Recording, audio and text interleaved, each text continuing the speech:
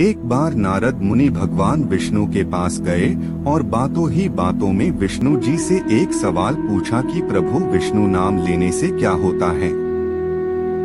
भगवान विष्णु नारद की बातों को अच्छे से समझ गए थे, लेकिन उन्होंने कुछ नहीं कहा।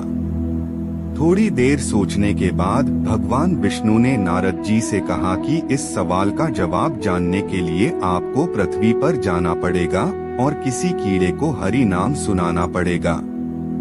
भगवान विष्णु की बातों को सुनकर नारद जी ने हाँ कर दिया। नारद जी तुरंत पृथ्वी लोक पर गए और एक कीड़े के सामने हरि नाम का उच्चारण किया।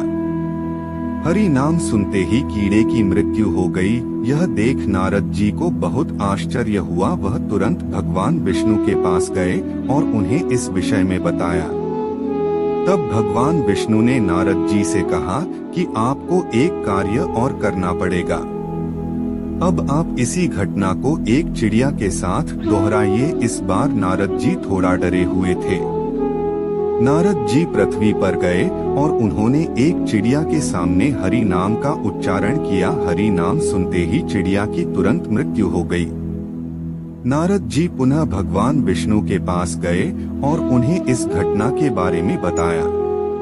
तब भगवान विष्णु ने कहा, नारद जी से कहा कि अब आप थी घटनाक्रम एक हिरण के साथ दोहराइए। नारद मुनि एक हिरण के पास गए और उन्होंने हरि नाम का उच्चारण किया। यह सुनते ही हिरण के बच्चे की मौत हो गई।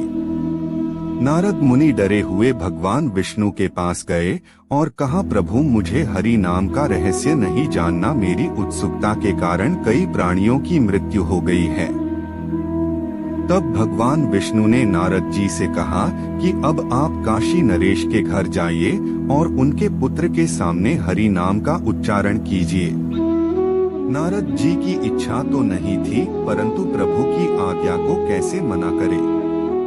नारद मुनि काशी नरेश के घर गए और उनके बच्चे के सामने हरि नाम का उच्चारण किया।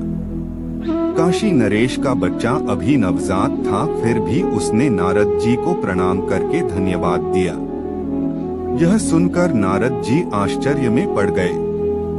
तब उस बच्चे ने नारद जी को बताया कि वह एक कीड़ा था, लेकिन जब उसने हरि नाम सुना तो उसको मृत्यु हो गई और वह एक चिड़िया बन गया।